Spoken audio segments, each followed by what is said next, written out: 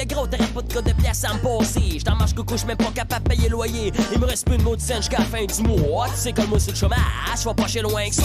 J'aurais dû, j'dois t'aller vendre. Au moment faut ben survivre en attendant que chaque round. Faut que j'boive de la bière, que je chante un peu, que j'm'alimente. Que j'fume une coupe de pot de weed pour arriver en détente.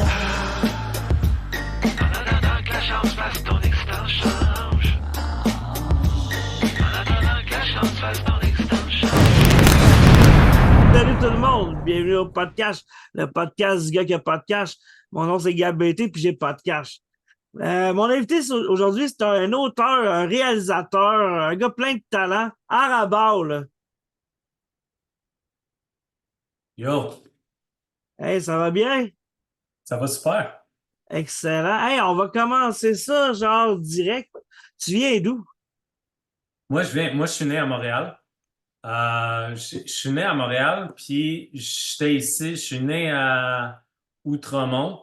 Là, j'ai grandi à Notre-Dame-de-Grâce, NDG. Puis après ça, à l'âge de 6 ans, non, 7 ans, j'ai passé comme 4 ans à Châteauguay, 1 an au BC, 4 ans à Mirabel.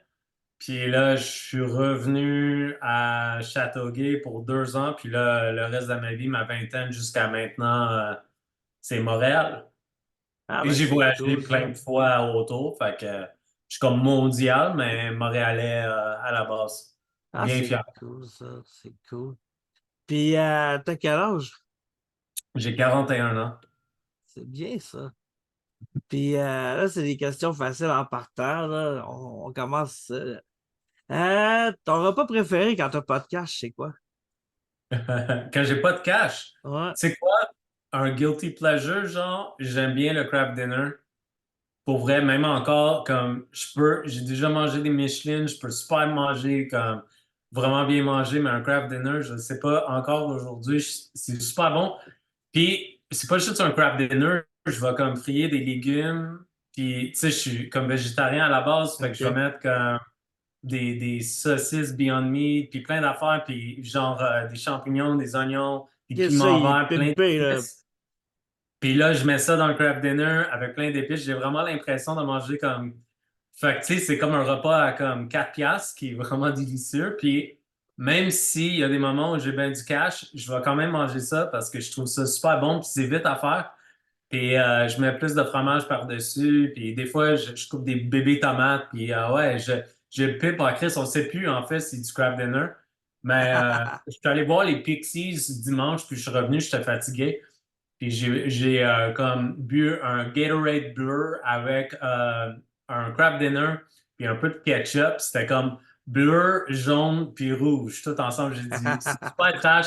J'ai pris une photo puis j'ai envoyé à ma copine. J'étais comme, ben, voici ce que je mange à 11 heures du soir, un dimanche soir. Puis j'ai trouvé ça bien drôle. Ah, c'est cool. Ça devait être bon show des Pixies. Ouais, c'était fucking nice. Modest Mouse, il jouait avant, puis c'est fou parce que j'ai acheté le billet genre 3 jours avant. C'était comme un billet à 400 pièces que j'ai eu pour 100 balles, puis j'étais Nice. réellement à une tête du stage. Fait que j'avais comme le stage à moi là, j'avais l'impression, ben, Wow. j'étais dans le pit, mais ouais, c'était vraiment nice pour vrai. C'était comme un flashback là, de bonne musique, puis j'adore les Pixies, ils sont malades mentales. Yes, oui. J'ai jamais vu en show, par exemple, mais j'espère un jour que ça va donner. C'est ma première fois, c'était vraiment nice. Ouais. Ah, c'est cool, ça. Puis, ouais, ça, toi, tu fais des films, puis ton parcours, ça a l'air de quoi, genre? T'as étudié le cinéma ou c'est Ouais, mais moi, comment j'ai ça? étudié à collège pour Sullivan. J'étais quand même, tu sais, je savais pas où commencer, en fait.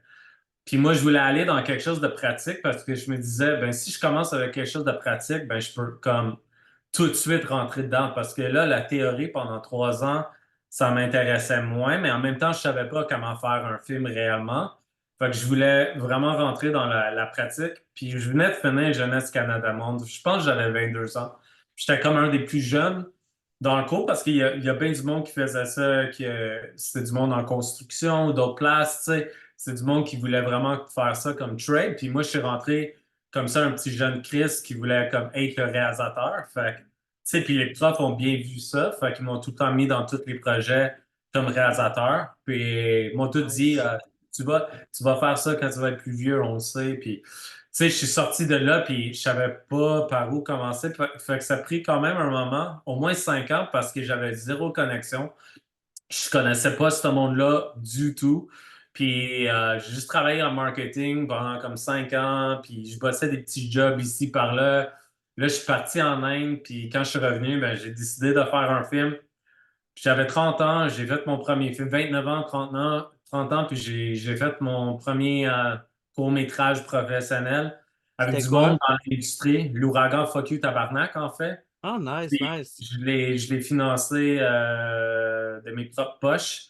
Je savais pas, j'avais peur parce que j'ai jamais fait ça. Puis j'avais un carte de crédit, puis je me suis endetté de 10 000 qui est quand Oh, même beaucoup. Il y a 11 ans, tu sais, c'est relatif, mais les prix ont tellement changé depuis ce temps-là. C'est comme aujourd'hui quasiment faire un film de 30 000 pour vrai, là. Fait que, tu sais, c'était super épeurant. Puis je l'ai pas fait pour être connu. J'ai vraiment fait pour l'art de faire un film. Puis vraiment l'art de faire un film aussi différent parce que ben des films comme L'Ouragan, Fuck You, Tabarnak, ça n'existait pas vraiment. Puis moi, j'avais comme, tu sais, je suis venu avec l'idée, je me suis dit, ça, c'est bien original. Même moi, je le savais comme spectateur. Fait que c'est pour ça que je l'ai fait, en fait. Puis je connaissais pas les festivals, je connaissais pas personne dans l'industrie, en fait. C'était juste un ami qui a travaillé sur le film qui l'a montré à un gars de Fantasia, tu sais, un an après l'avoir shooté. Il est nice. comme, man, dude, faut que t'écoutes ça. Puis il l'a écouté, puis tout le monde à Fantasia ont capoté. Puis là, c'est les distributeurs qui l'ont vu. Alexandre Dosti de Traveling l'a vu. Puis là, c'était comme, OK, c'était fait, là. Mon sort avec le cinéma était fait parce que le monde voyait ça, puis il disait, OK, ce kid-là, il a un voix, genre.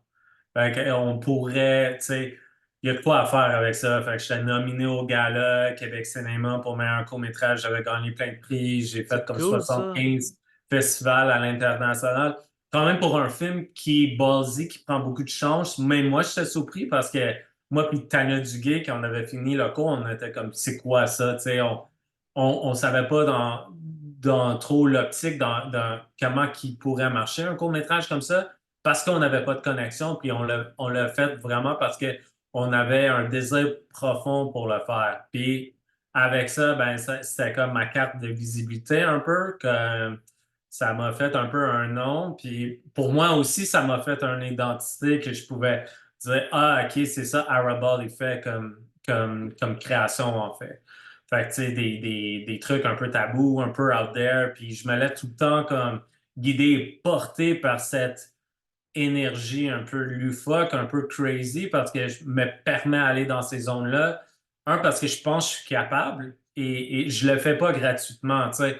Même si on a un sens que ces environnements sont gratuits, il y a quand même il y a quand même beaucoup de conscience en arrière de ça. Tu sais, je pense à les œuvres que je fais. Je pense beaucoup à l'environnement dont les œuvres ils baignent dedans.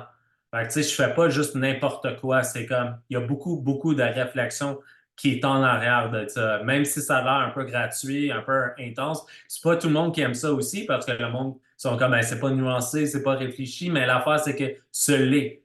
C'est juste ce l'est à ma façon, en fait. Puis, j'essaie quand même de créer ces environnements de façon hyper humaine, même si on rit, même si c'est comme ah, c'est bien fucked up, c'est pas ça le but en fait. C'est comme juste de présenter quelque chose qu'on n'est pas habitué de voir, mais de façon vraiment éclatée. Fait que de revenir à ta question, vraiment, ça a commencé avec ça. Ça a vraiment Ouais. commencé avec cette volonté de me laisser aller complètement, puis de faire les choses à ma façon. Puis vraiment de pas écouter qu'est-ce que le monde disait, puis c'était vraiment comme me laisser aller de façon hyper créative. Puis je pense que les institutions ont vu ça, puis pour ça ils me back, tu sais, parce que ils voient un artiste en fait qui tout le temps à la recherche de soi, en fait, puis c'est ça j'essaie de donner. Fait que c'est pour ça peut-être ça peut frotter des gens d'une certaine façon, bon ou mauvais, mais c'est pas ça mon intention. Mon intention, c'est vraiment de créer à l'ombre pure. Ben, moi, comme je dis, j'ai pas vu la version court-métrage, j'ai vu la version longue de l'ouragan, Fuck You Tabarnak. Puis que je trouvais ça quand même cool de dire fuck you tabarnak au gars qui me vendait le billet, genre. Mais c'est c'était écœurant comme film pour de vrai, là. Puis genre, tain, genre de petit, un petit clin d'œil au film. Il y a un petit Mais ouragan en ce moment. hein? Il y a un petit ouragan en ce moment. Ouais, ouais.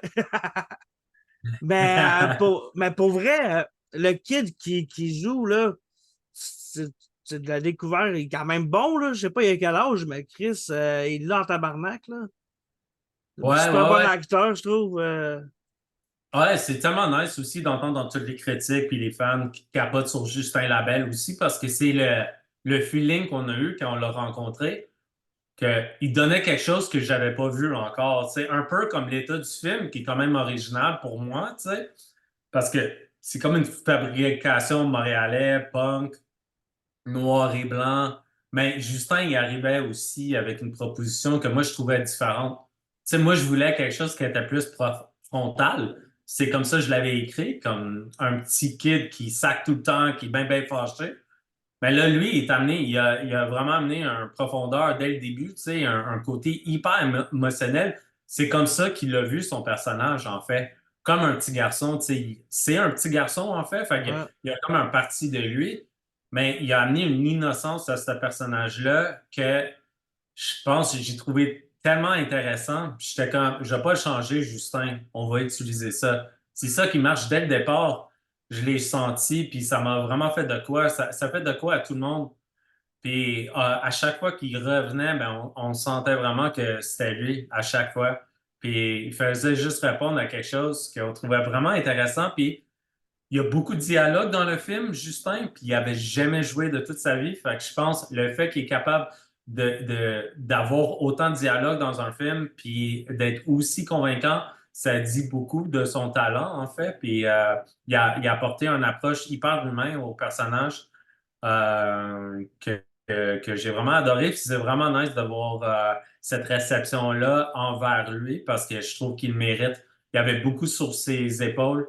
Puis il a travaillé très, très fort. C'est pas facile pour lui. Des fois, je le faisais répéter puis répéter. Puis pour un garçon, pour jouer tout ça, là, le range d'affaires qu'il faut qu'il fasse dans un film, c'est quand même, c'est pas n'importe quoi. Tu sais. Il fait pas juste jouer un petit garçon, mais il joue un petit garçon qui filme, qui boit, qui sac, qui crie, qui se fait engueuler, qui engueule les gens, qui fait des choses qu'il comprend même pas, mais il les fait pareil. Puis il essaie de jouer ça aussi avec une innocence que je trouve vraiment incroyable, en fait.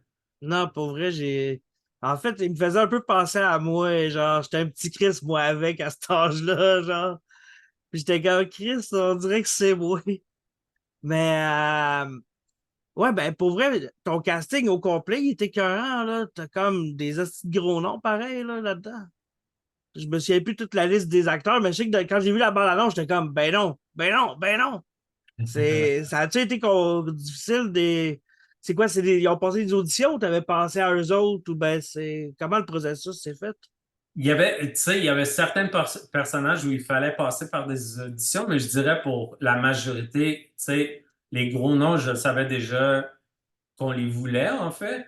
Puis, tu sais, à quelque part, il y avait certains rôles qui étaient écrits pour des personnes, puis en même temps, tu sais, pour répondre à ta question, c'était pas tant difficile parce que je pense, tu sais, il y avait comme un statut un peu culte, je dirais. J'aime pas dire ça par rapport à mon profil, mais il y en avait quand même par rapport au court-métrage. Fait que là, je pense que c'était quand même un peu plus facile d'embarquer ces gens-là. Puis ils ont beaucoup aimé la proposition. C'était super cool de les rencontrer aussi. Je pense qu'on avait comme créé un lien dès le départ. Puis c'est ça aussi. Je voulais comme faire un peu une référence au système aussi. J'aimais ça que c'était plein d'acteurs connus qui jouaient des petits rôles aussi pour parler un peu du système dans lequel on vit. Pas le système artistique, mais plutôt comme le système, en Ouais, fait. Puis ouais. c'est un film qui parle du système. Fait que, tu sais, avoir un petit kid, un inconnu, qui est un acteur qu'on n'a jamais vu, qui est entouré de plein d'acteurs qui est connu, je trouve que ça fait un peu référence aussi dans le film dans lequel on baigne. Fait qu'il y avait un peu ça que je voulais faire avec. Puis, ben, c'est tous des super bons acteurs. Fait que Ouais, juste les c'est avoir à jouer ces personnages. Pascal Monpetit, Julie Le Breton, Martin Dubreuil, tu sais, Karine Gontier-Heidbin, comme Normand Chouinard, puis il y en a plein d'autres là, Non, non, qui ont embarqué là-dedans, puis ils ont tous fait des caméos, Jean-Pierre Bergeron, ils ont tous fait des caméos extraordinaires, puis c'était vraiment le fun parce que moi, je m'en rappelais pas que ces acteurs-là allaient venir sur le plateau parce que j'étais tellement débordé. Puis là, c'était comme soudainement, t'as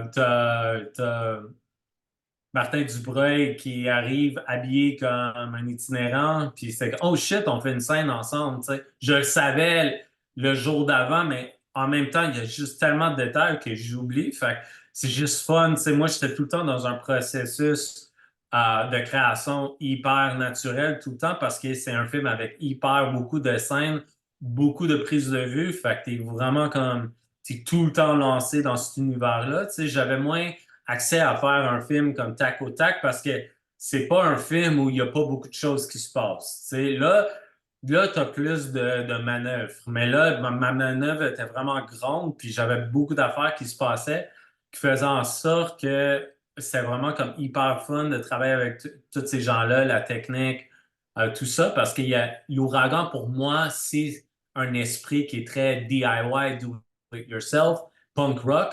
Fait que la nature du film est très punk en soi. La façon dont c'est écrit, la fluidité de la caméra, même le jeu des acteurs, tout le monde est comme arrivé là tout le temps. On savait dans quoi on embarquait. Puis moi aussi, tu sais, oui, j'avais un découpage technique, puis j'ai quand même comme, j'ai resté fidèle à mon découpage technique, mais à quelque part, il y avait quand même une fluidité totale dans la façon dont on créait. Fait qu'on avait vraiment beaucoup de fun Ah, à c'est faire bon. quelque chose qui est très punk aussi, là. Le film est punk, mais le traitement dont on traitait le film est punk. Fait on sent cette énergie-là. C'était voulu. C'était voulu d'être un film qui est triste, qui est crazy, qui est drôle. Comme c'était écrit de cette façon-là. C'était voulu parce que je voulais dépeindre une réalité qui est très dure, puis le rendre très accessible. Parce que pour moi, en fait, souvent quand on fait ces films-là, ben, sont faits d'un ton. Et pour moi, avoir un film comme ça, ben, avec plusieurs tons différents, plusieurs de rythmes différents, tout était voulu, en fait. Je le savais quand une scène allait être drôle, ou une scène sérieuse, ou une scène triste, en fait. C'est parce que pour moi, la vie dans la rue, ça peut être ça, tu sais, ça peut être, tu peux avoir un matin qui peut être comme hyper le fun, un après-midi super trash rock and roll, puis là, ben, le soir, ça peut être quelque chose où tu apprends comme des grosses affaires sur la vie. Fait que c'était un peu ça, le film, en fait. C'était l'ouragan. Il est une éponge à plein d'affaires qui arrivent dans sa vie, en fait. Ouais. Puis, Et à la vie, en fait. Fait que, tu sais, ça reste un film qui est quand même philosophique à quelque part. pour vrai, je pense que je m'aventure pas trop en disant que c'est un grand film. Pour de vrai, là, c'est le genre de film que ça prend dans ta collection. D'ailleurs, est-ce que tu prévois sortir en format physique? Ouais, c'est le but, là, tu sais, on est encore en salle, après ça, on check tout ce qui est VOD, tout ce qui est DVD, mais je pense que c'est le but d'en sortir, c'est sûr, parce que déjà là, on voit qu'on a des fans du film, puis c'est super nice aussi, tu sais, ça reste comme un peu un film underground, mais je pense, tu sais, il y a comme une essence que le film dégage, que je Ouais. pense qu'il y a du bouche à oreille qui se passe avec le film qui est vraiment intéressant, puis on verra, tu sais, je pense que le DVD va juste ajouter à ça. Parce que je me dis, c'est tellement un film pour écouter chez vous, tu sais. Ouais, Ça peut être un ouais. film un peu stoner aussi. Ça peut être un film que tu as juste le goût de t'écraser sur ton sofa puis d'écouter. Je pense que ça se porte à ça, tu sais. C'est cool que ça soit en salle de cinéma. Je pense que c'est super important. Mais je pense aussi que c'est comme un film que tu peux écouter avec tes chums de filles, tes chums de gars, puis genre, tu Ouais, sais, ouais. être plusieurs à manger une pizza, ou tu sais, boire de l'eau, boire du booze, fumer un joint, une cigarette, whatever, genre, tu sais, ça peut Non. être vraiment comme c'est un film d'ambiance, c'est un film avec un soundtrack qui est vraiment le fun. Fait que, tu sais, Ouais, t'as ben comme c'est. plusieurs éléments dans ce film-là, puis je pense que ça serait vraiment cool d'avoir le DVD, puis pouvoir le partager, puis le montrer à tes amis, puis l'avoir comme physiquement. Non, mais ça, je trouve que c'est de plus en plus dur, genre, tu sais, surtout les films québécois, genre. Tu sais, à cette heure qu'il y a juste tu sais, il y a presque plus de DVD, genre, puis les affaires qui se trouvent pas en streaming, il y a des affaires comme, il y a une chaîne YouTube qui est apparue, genre, il y a à peu près 3 4 semaines, puis qui a disparu la semaine passée, qu'il y avait plein de trucs québécois qui seront pas disponibles ailleurs, que j'étais comme, Chris, j'ai écouté une série, genre, avec Patrick Huard, je me souviens plus comment ça s'appelle, mais il y a juste une saison. Ça date de 2005. C'est fucking bon. J'avais jamais vu ça. Ça a été sur YouTube pendant 3 semaines avant de se faire enlever. Puis je suis comme, moi, mais on les trouve où, ces choses-là, à cette heure? Fait que c'est bien que le DVD sorte éventuellement. Parce que la postérité, là. Ouais, ouais, puis je pense, tu sais, de continuer une légende d'un film, en fait, c'est. Même moi, tu sais, des fois, j'essaie de trouver des films, puis c'est pas facile. Tu sais, des fois, moi, je l'ai physiquement. J'ai Léolo, mon film canadien-québécois préféré de tous les temps. Je pense parmi beaucoup de personnes aussi. Mais je l'adore, ce film-là. Un autre film que j'adore aussi, c'est Cash Nexus, qui est vraiment comme difficile à trouver. Je sais même pas où le trouver. Fait que je trouve ce film-là extraordinaire. Je suis peut-être la seule personne dans le monde qui le trouve absolument extraordinaire, mais je l'adore, ce film-là. Je le connais pas. J'ai pas. Ah ouais, personne ne le connaît, mais genre, ça, c'est un peu le problème, je pense, avec l'accessibilité. Aussi, moi, j'aime des trucs que personne ne peut trouver. Une des raisons que j'adore Spotify, parce que Spotify, oui, à quelque part, ça ne génère pas beaucoup d'argent pour l'artiste, mais au moins, il y a beaucoup d'accessibilité à l'art, tu sais, l'art Ouais. audio. Puis moi, la musique, ben, c'est la chose que j'aime le plus dans le monde. J'adore la musique, j'écoute tout le temps la musique. Je veux dire, il joue dans mon cerveau constamment, comme beaucoup plus. J'écoute des films tout le temps, à tous les jours, à toutes les semaines, mais la musique, je joue ça du matin au soir. Fait avoir quelque chose comme Spotify où quasiment toute la musique est là, et ça devrait être pareil pour télévision et films, l'accessibilité comme complète sur YouTube, ça serait incroyable. Je sais, ça Mm. marche pas de cette façon-là. Je sais que c'est compliqué, mais ça serait vraiment hot de pouvoir tout le temps tout trouver parce que moi, je m'en rappelle, les vidéos stores, j'en avais deux, trois, c'était comme, ah, je pouvais pas trouver ça là, mais je peux trouver ça là. J'avais l'impression d'avoir plus d'accessibilité aux films quand j'étais Oui. adolescent que je suis en ce moment. Puis j'avais des étudiants, parce que moi, j'étais prof en cinéma en 2014, puis Cool. j'avais des students qui étaient comme, ah, mais c'est pas sur Netflix, on peut pas le trouver.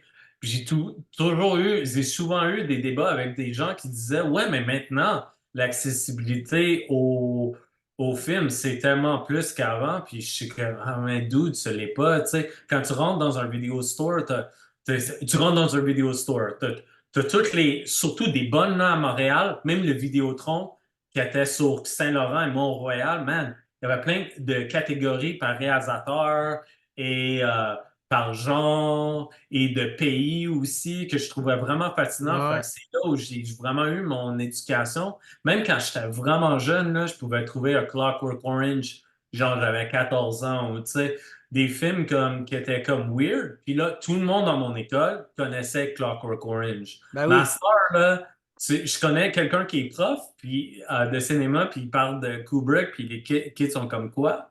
Tu Ben sais, puis non. tu penserais que l'accessibilité serait tellement plus forte, mais moi, j'ai l'impression que c'est les moins. Et la raison pour, je pense que l'accessibilité à l'information maintenant est tellement vaste, il y a tellement d'affaires qui arrivent, comme des vidéos de 15 secondes puis 20 secondes qui arrivent tout le temps, constamment, qu'on a parlé dans le Patreon, en fait. Comme ça, là, ça fait en sorte que j'ai comme l'impression les kids, ils savent même pas c'est quoi. Tu sais, j'ai déjà rencontré des kids, des adolescents qui connaissaient même pas les Beatles, genre, pour Ben vrai, les voyons. Beatles. Ben oui, je dis pas, ça c'est une petite histoire, là. Je veux dire, on vit pas dans une société où les jeunes connaissent pas les Beatles, ça reste quand même un groupe hyper populaire.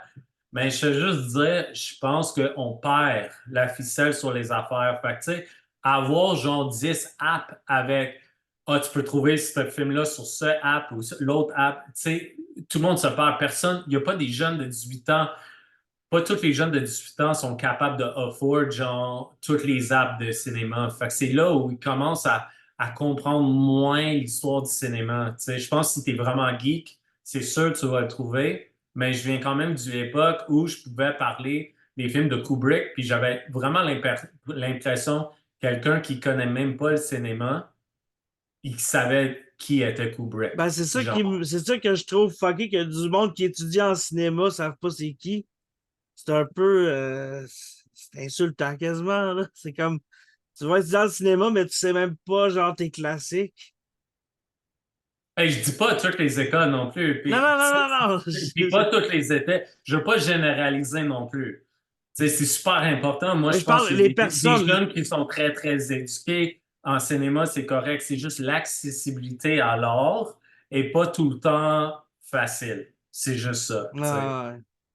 Non, mais ouais. Ben ouais, ça. Puis pour en revenir au punk rock, le soundtrack de l'ouragan, man.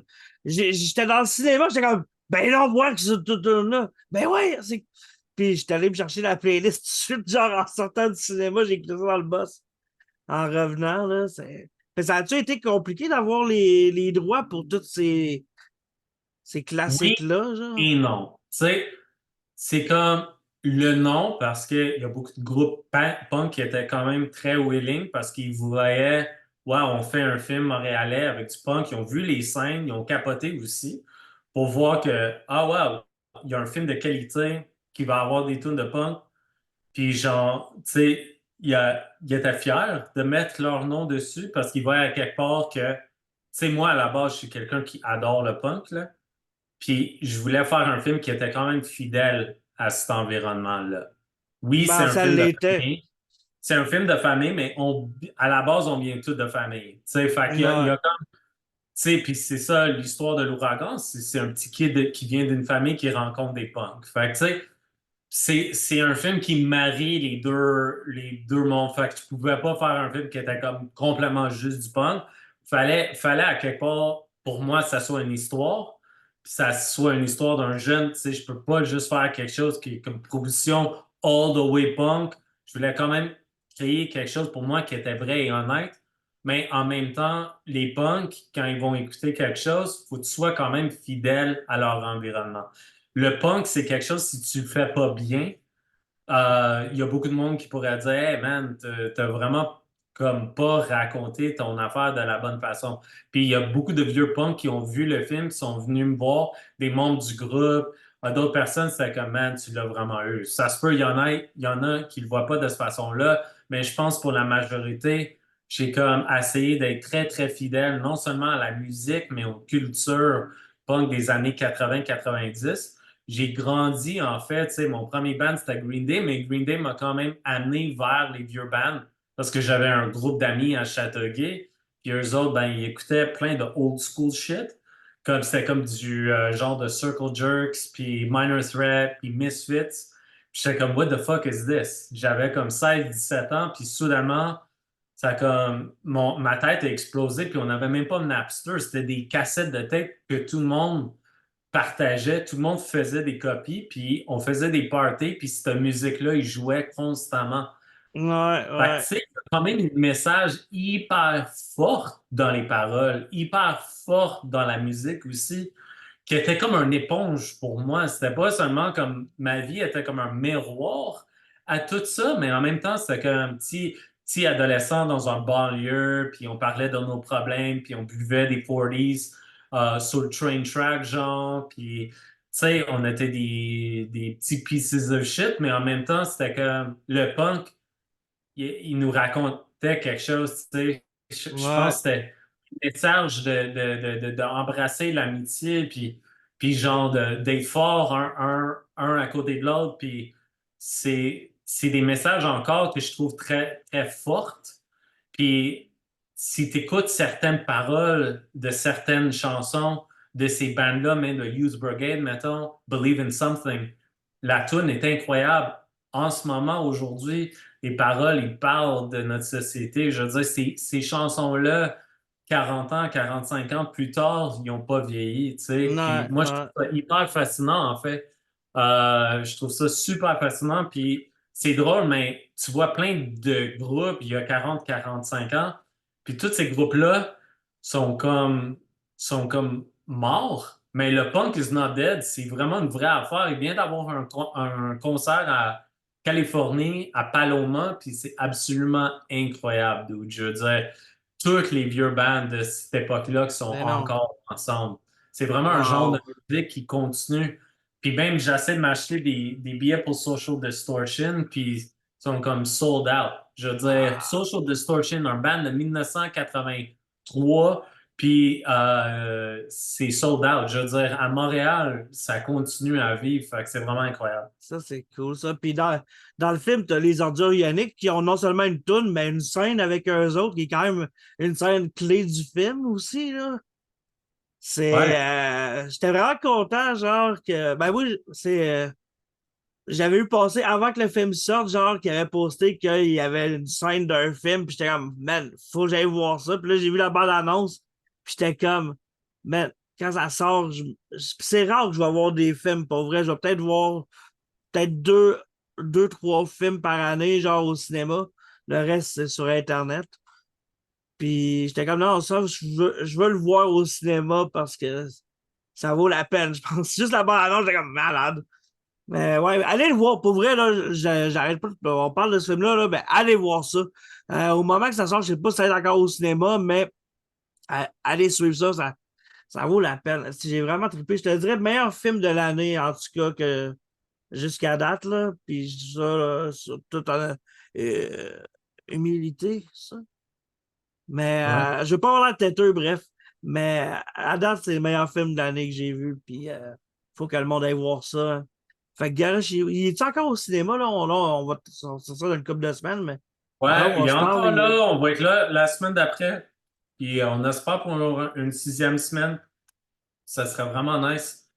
Puis Puis ouais, ben merci pour tes mots, c'est super gentil. Puis tu sais, je voulais juste faire un film, tu sais, ça a l'air bizarre de dire, mais de mon cœur. Tu sais, je voulais juste comme ouais, faire un piece of punk là. Tu sais, je pense pas que tous mes films vont être des films punk, mais genre je voulais vraiment faire celui-là. Je pense on n'avait pas ça. On avait des documentaires.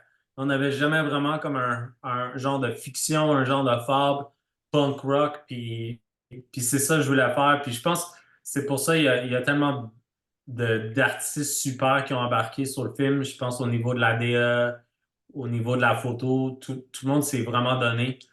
Puis c'est une histoire qu'on voulait raconter en fait, qui était comme hyper important pour nous en fait.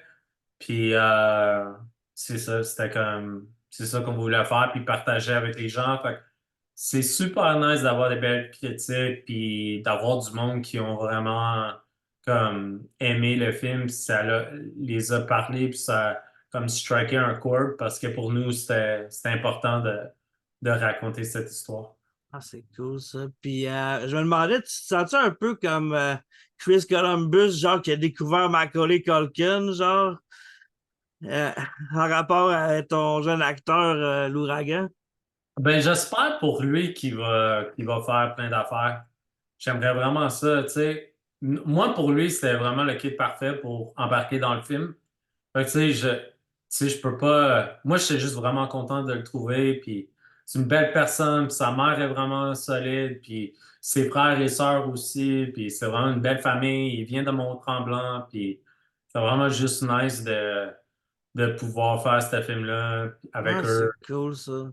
Ouais, puis j'avais vraiment l'impression aussi de faire un film de famille aussi, tu sais, quand tu fais un film comme ça, c'était 30 jours de tournage, fait qu'on était tous très proches, puis tu sais, oui, on travaillait très, très fort, mais il y avait quand même un beau feeling sur le plateau, puis tout le monde s'entretenait, puis ça, c'est vraiment important aussi. Tu sais, c'est un film à la base, c'est un film de famille aussi, que ça soit une famille brisée, une nouvelle famille, ou tu sais, l'appartenance de la famille, mais nous, on a senti ça. Fait que tout le monde était comme, on a fait notre mieux pour vraiment respecter l'un et les autres. Ah, c'est cool Et ça. je pense que ça dégage un peu quand on voit le film. Et anyway, c'est ça que j'espère aussi avec ce film-là. Quand vous allez aller voir le film L'Ouragan, portez attention au bain dans l'appartement. Moi, j'ai remarqué ça, là, le bain, là, c'est une mention spéciale dans l'Ouragan. C'est la chose la moins punk qu'un bain. Fait que, qu'il soit marqué pas punk dessus, là, je trouvais ça merveilleux. Ouais, ça c'était vraiment le team de DA qui était fou, là. Puis je pense qu'il y a un gars, je me rappelle pas son nom, mais John Kennedy ou quelque chose de même.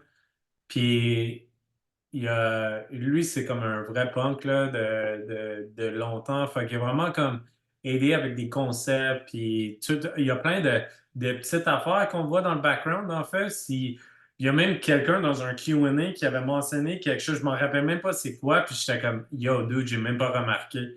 Il y a vraiment beaucoup de détails.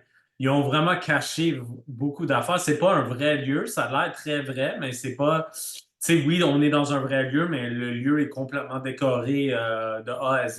Fait Ouais, qu'il y avait ouais. absolument rien. Il y a beaucoup de graffitis, il y a beaucoup de petits mots cachés.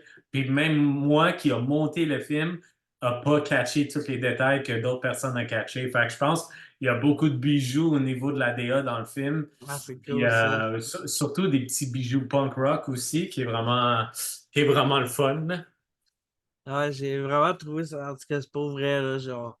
T'sais, on est là pour parler de ça, là, mais on pourrait en parler tellement, genre, j'ai tellement trippé.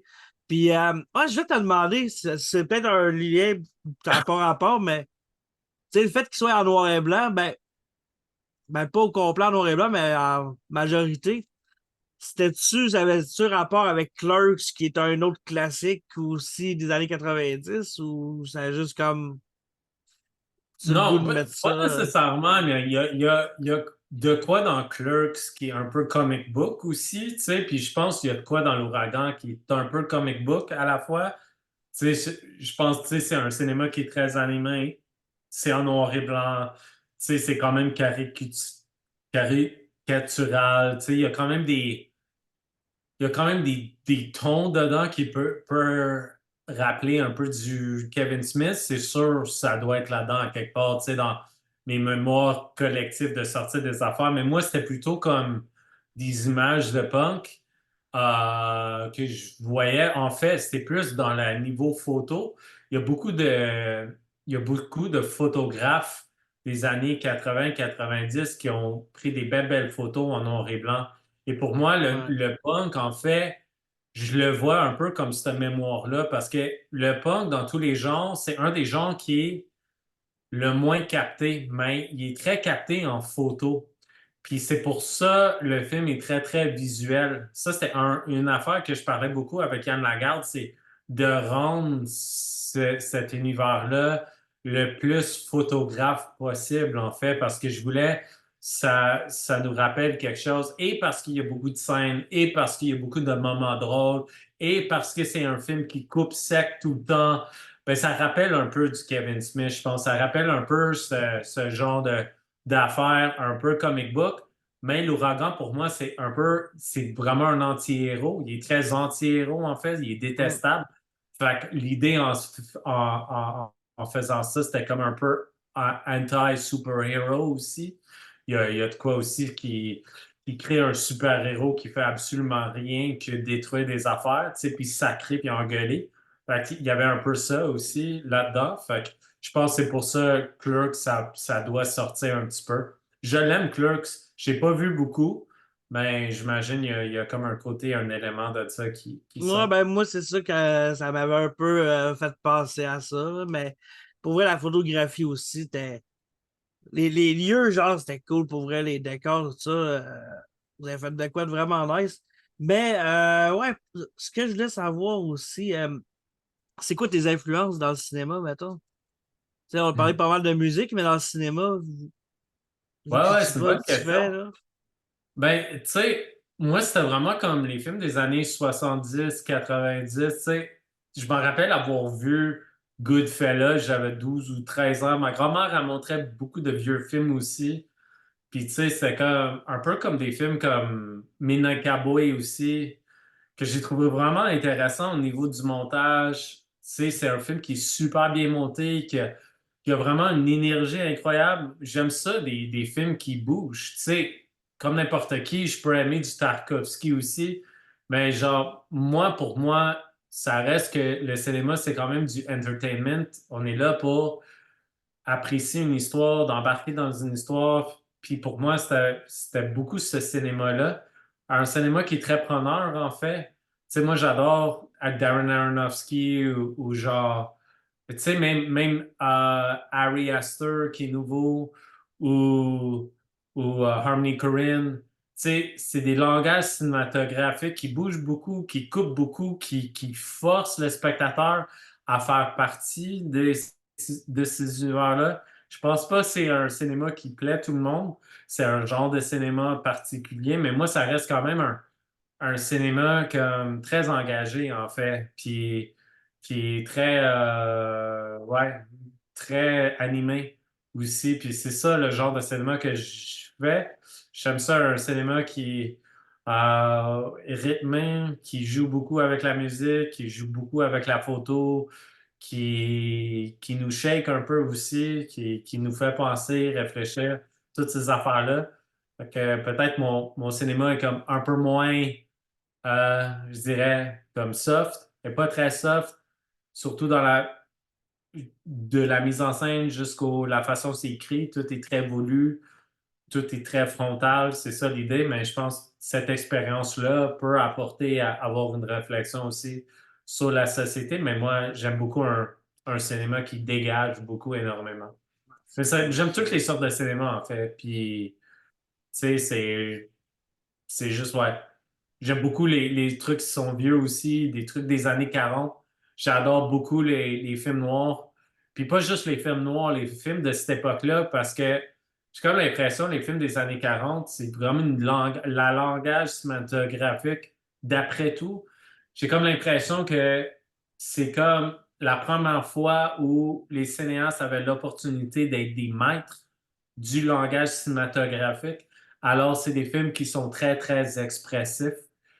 Et surtout, c'est même affaire dans les années 60. C'est comme la nouvelle vague a rentré, puis le monde a essayé des trucs avec du montage, puis plein d'affaires, tu sais, la lumière.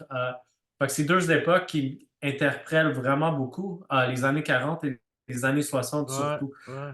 Je trouve ça vraiment intéressant, puis j'écoute tout le temps plein d'affaires de ces époques-là que je trouve comme juste débile mental, comme Criterion Channel, c'est juste malade parce que genre, il y a tellement d'influence, il y a tellement d'affaires que je puisse écouter tout le temps que je trouve comme wow, c'est mind-blowing pour vrai, puis Ouais, c'est c'est ça. cool, Il y a comme ça. un manque de ça en cinéma, je trouve. Le langage cinématographique, pour moi, paraît un peu comme dénaturé, puis je trouve ça manque quelque chose qui est comme explosif. J'aime ça comme quand le langage, le style est en premier, en fait, je trouve ça vraiment important parce que je suis vraiment un geek de mouvement de caméra, de musique, toutes ces affaires-là. Tu parlais un peu tu m'as demandé la question, mes influences. Mon film préféré de tous les temps, c'est Rumblefish de Francis Ford Coppola. Puis la raison pourquoi j'adore ce film-là, en fait, c'est que je trouve ça un cinéma qui est hyper expressif. Puis je pense que c'est vraiment un œuvre cinématographique. Puis j'étais vraiment content. Tu sais, moi, je suis comme champion de ce film-là. Ça faisait genre 10 ans. Puis j'ai vu un vieux entrevue avec Scorsese puis Coppola. Puis Coppola a dit son film préféré était Rumblefish. Puis j'étais tellement fier qu'il ait dit ça. Parce que j'avais l'impression à l'époque d'être le seul qui aimait ça. Parce que quand c'est sorti, IMDb est sorti dans les années 2000, c'était coté comme un 4 sur 10. Puis à cette heure, c'est comme rendu un 6 point quelque chose, proche d'un 7. C'est comme rendu un film culte. Mais dans le temps, quand c'est sorti, ce film-là a été détruit, blasté, genre. Ah Il y a personne aimait ce film-là, puis ça a fait des recettes pourries, puis j'ai pas compris, tu sais, j'étais comme, man, ce film-là est merveilleux, il évoque un esprit, il évoque une émotion, il évoque quelque chose, tu sais, ouais, c'est pas parfait, mais je trouve que c'est parfait dans sa maîtrise de langage cinématographique, ça essaye quelque chose. J'aime ça, moi, des films qui sont créatifs, qui essaient des trucs qui sont différents, tu sais, c'est pas juste une maîtrise qui est parfaite, mais je cherche vraiment une maîtrise qui est comme création, une créativité au-delà, en fait. C'est la créativité que je cherche plus que d'autres choses quand j'écoute un film. C'est moins, tu sais, c'est pas juste comme une bonne histoire ou la façon dont c'est raconté, tous les secrets de la scénarisation. Vraiment important aussi, mais j'aime beaucoup un cinéma qui est audacieux, qui prend des chances, qui fait des choses qui sont différentes. qui va me challenger mon esprit, qui me cherche de tous les bords, genre. C'est Ouais, ça que je ouais. cherche plus que d'autres choses. Tu sais, moi, tu sais, en étant comme un kid de l'école du cinéma, c'est vraiment ça. Tu sais, c'est le langage cinématographique, c'est la caméra, c'est qu'est-ce qui est devant la caméra, c'est sentir qu'est-ce qui est en arrière du caméra aussi, c'est toutes ces affaires-là. Fait que, il y a plein d'affaires, en fait. Des films d'exploration, blaxploitation, sexploitation des années 70, hyper intéressant. Ils faisaient plein de trucs super le fun. Fait que ça, c'est vraiment important pour moi en tant que cinéaste, c'est juste d'évoquer quelque chose, d'avoir du fun, de rentrer les mains dans la pâte, puis vraiment d'essayer de chercher quelque chose le plus créatif que je peux faire, en fait. Ah, c'est cool, ça. C'est vraiment nice. Puis, il va falloir que j'aille checker ça, le film que tu parlais. Je le Rumble trouve pas là. Fish. Ouais, il va falloir que j'aille checker ça. J'ai jamais vu ça. Fait que je vais essayer de Ça me veut pas mettre. dire que tu vas l'adorer, mais moi j'ai une place spéciale pour ce film-là, je l'adore. Je me laisse une note, puis je vais aller checker ça tantôt. Euh, ouais, Hey, peux-tu poser, désolé, peux-tu poser pour vraiment que j'aille au salle de bain? Je ah, vais il n'y a pas de revenir trouble. dans une minute. Pas de trouble. Ouais, je me demandais, mettons là, que tu avais adapté un livre en film, tu as un budget illimité. C'est quoi le livre, puis c'est qui joue dedans? Un budget illimité. Je sais pas, j'ai tout le temps voulu faire un film avec. Mais là, il est plus là avec nous, il est mort, mais Philip Seymour Hoffman puis Jim Carrey, genre. Je sais pas, ces deux acteurs-là, je voulais tout le temps comme les réaliser dans un film. Mais là, il est parti. Philippe, je l'adore. Puis Jim Carrey, je l'adore. J'aurais voulu qu'il fasse plus de films indépendants, en fait. Parce que dans les films indépendants qu'il a fait, tu sais, les films avec Milos Forman, ou tu sais, A Man on the Moon, ou même le film qu'il a fait Eternal Sunshine of the Spotless Mind, C'était bon, il ça. est incroyable. J'aurais aimé le voir. Et Truman Show aussi, tu sais, il aurait dû faire de plus en plus de films. Tu sais, il peut faire ce qu'il veut, c'est son propre artiste, mais ça aurait été cool de lui voir, genre, dans les films indépendants plus. Puis j'aurais aimé faire quelque chose vraiment crazy avec eux. Mais je sais pas, en fait. J'ai comme une idée un peu futuristique que j'aimerais faire de film. Comme, c'est comme une société sur une planète inventée. Fait que peut-être ces deux-là dans mon film, genre. Mais ça serait comme un budget d'1 milliard de dollars. Fait que je pense que jamais ça va se faire, mais ça serait vraiment cool. Ouais, ouais. Puis qu'est-ce que tu penses du AI dans le cinéma, genre? Tu sais, je sais Ben, je que sais ça pas. a brasé pas mal aux États l'année passée, là, avec les. Ça fait partie de l'évolution. C'est un peu comme le téléphone. Je m'en rappelle, j'ai pris vraiment longtemps avant d'avoir un téléphone. Je pense que j'avais mon premier téléphone en 2014. Fait que moi, j'étais vraiment en retard. Et moi, j'ai souvent peur, en fait, de ces choses-là, mais là, ça fait partie. Tu sais, moi, quand le monde disait que tu pouvais écouter un film sur ton cellulaire, je fais comme, ça se peut pas. Moi, je fais comme, non, ça va pas arriver. Tu sais, puis ça arrivé.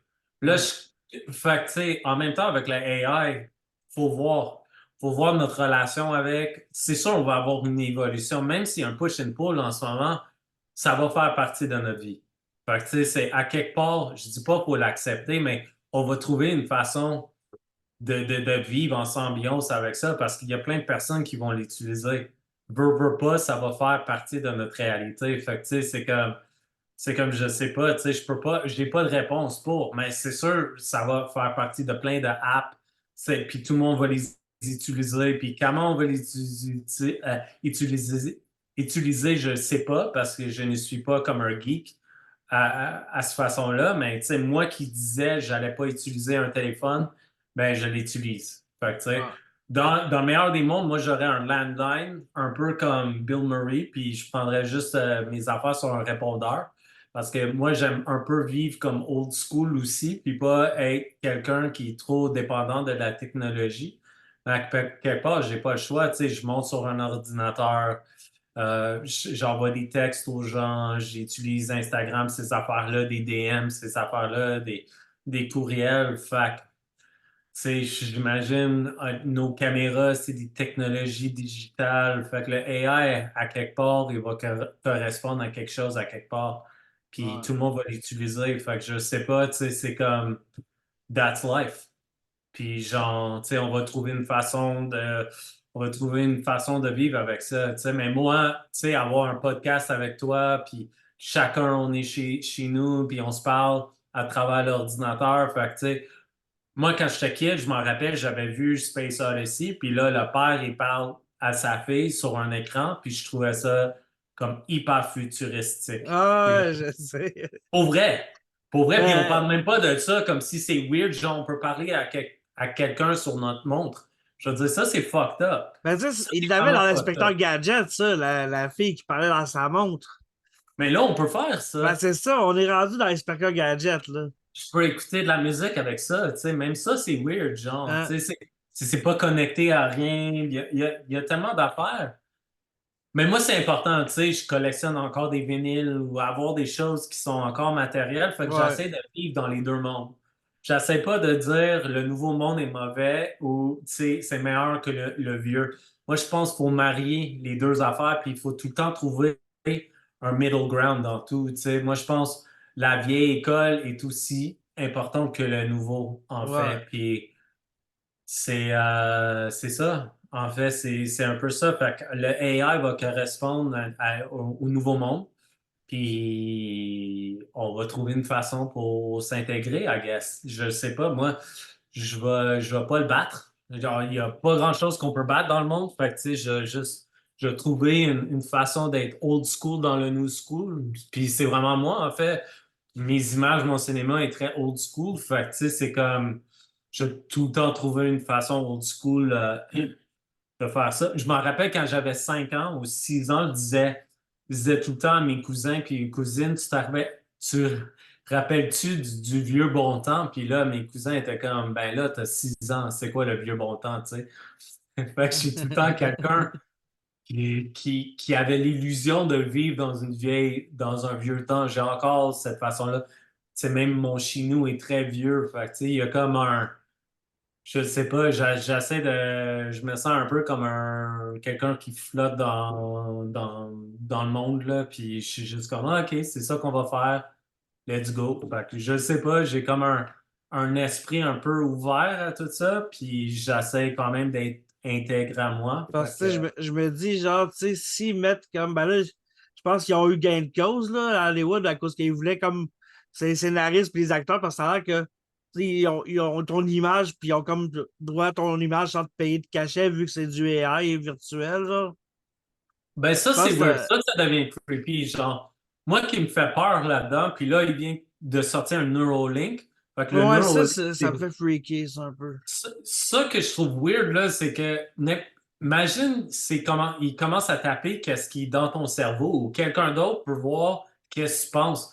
Puis là, je me dis, si ça c'est le cas, là, ça va être tellement difficile de pas penser à quelque chose de mauvais. Tu sais ce que je veux dire?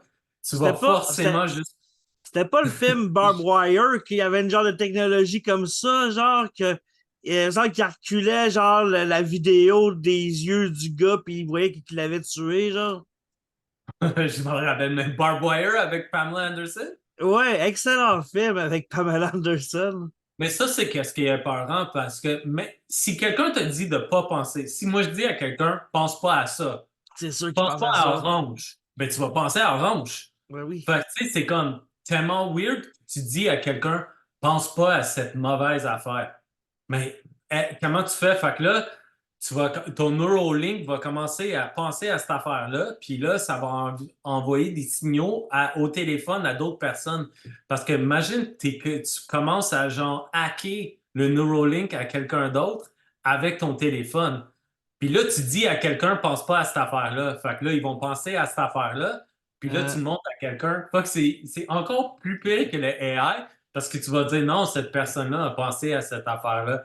Mais euh, j'ai comme plein d'idées un peu fucked up par rapport à où est-ce qu'on va aller, genre. Puis c'est un peu épeurant aussi, mais je me oui. dis peut-être que je vais être très très vieux quand ça va arriver. Je vais être sur un beach à manger comme des mangues, puis je vais comme mettre mon téléphone dans le sable, puis genre, je vais arracher le Neuralink de mon cerveau, là. Peut-être que je vais être rendu là, fait on ne sait pas. Peut-être.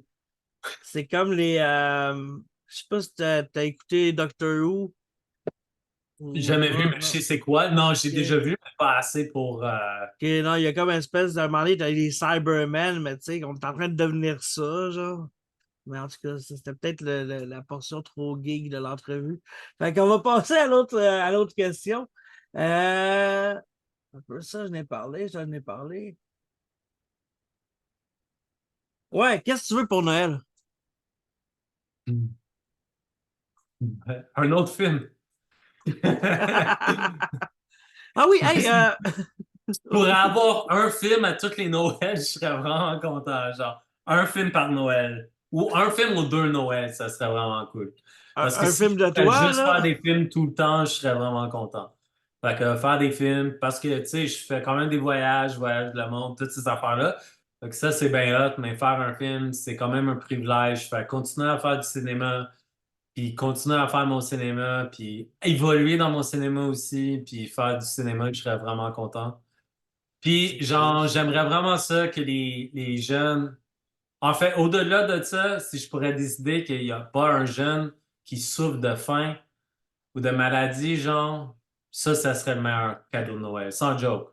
Parce que je pense à ça souvent, puis genre, qu'il y ait des kids, parce que l'ouragan, ça reste un kid qui est comme pauvre, puis Mhm. tu sais, il y a pas d'enfants qui crèvent dans le monde entier, je serais vraiment, vraiment heureux. C'est pas le cas, mais ça serait number one.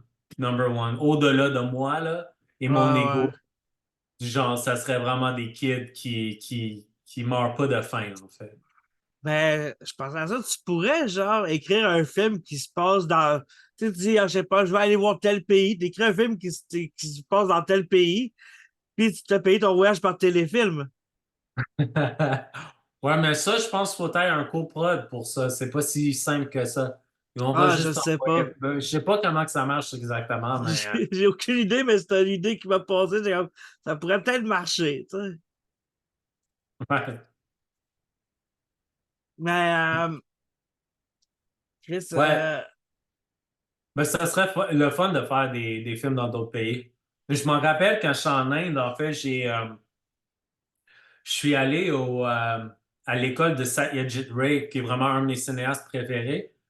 Et The Apuch Trilogy, pour des gens qui ne connaissent pas ça, c'est un petit garçon qui grandit en Inde. Euh, il y a un de ses parents qui est bien malade, puis on le suit dans trois chapitres différents. Puis Satyajit Ray, en fait, il a tourné le film un après l'autre, je pense dans un période de 7 ans, puis oh shit. on voit, on voit l'enfant grandir. Ben, il grandit pas pour de vrai, là, il utilise quelqu'un d'autre. Mais c'est vraiment comme un vie tragique de quelqu'un. Puis j'ai tellement aimé le cinéaste quand j'étais à Calcutta. J'ai rencontré un gars qui était un genre de docteur. Je sais pas si c'est un vrai docteur, mais là, tu sais, en Inde, c'est vraiment weird parce que tu rencontres plein de monde différent. Puis il m'a apporté, on allait sur un bus ensemble, puis on a parti, genre, juste comme ça. Moi, puis lui, je le connaissais pas, je l'ai acheté comme un peu de bouffe, puis là, il est comme, je vais t'amener à l'école. Puis j'ai passé une journée au complet à l'école de Satyajit Ray, qui est vraiment Nice. incroyable, un gros studio.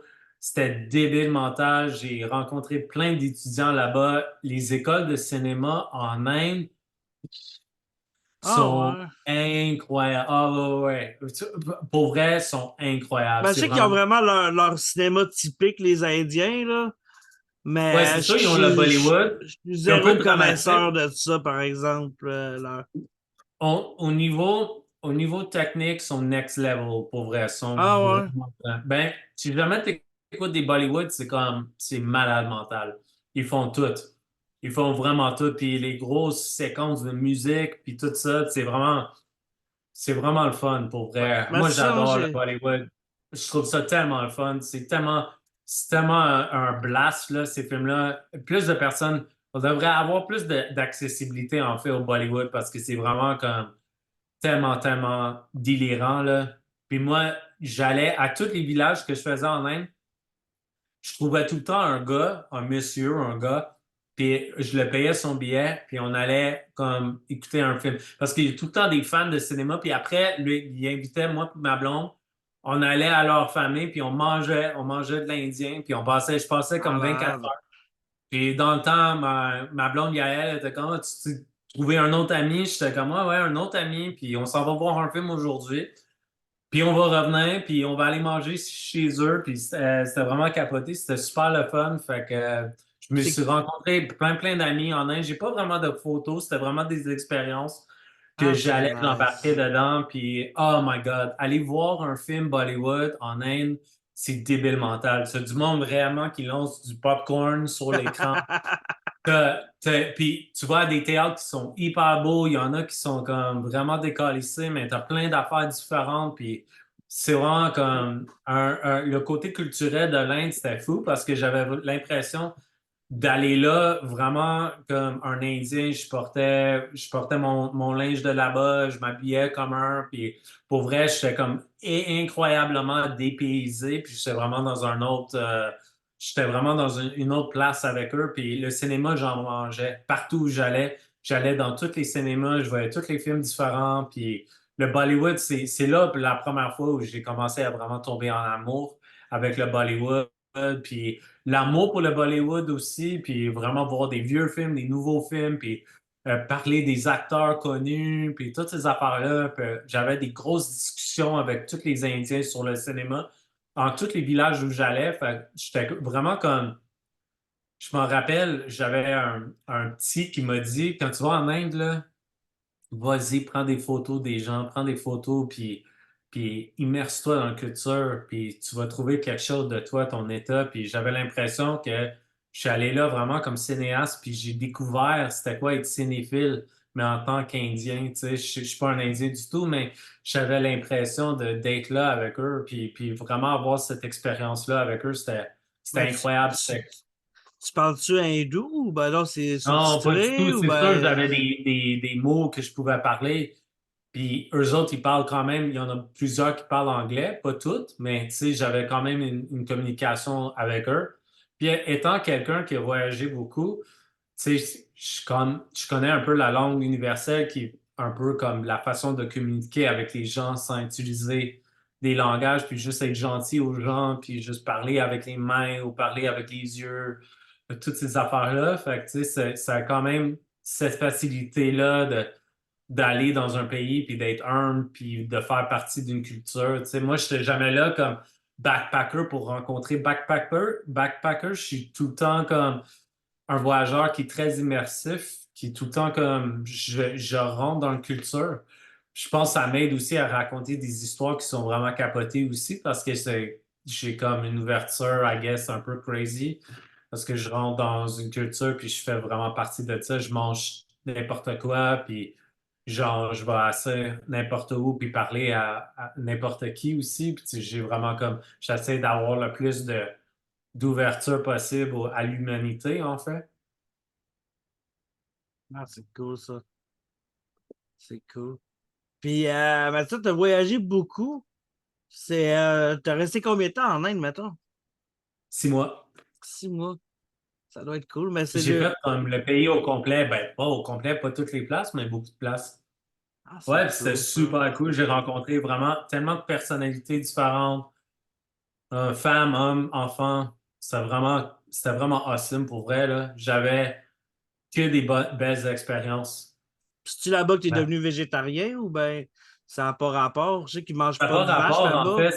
C'est plus un côté, c'était plus un côté santé, en fait.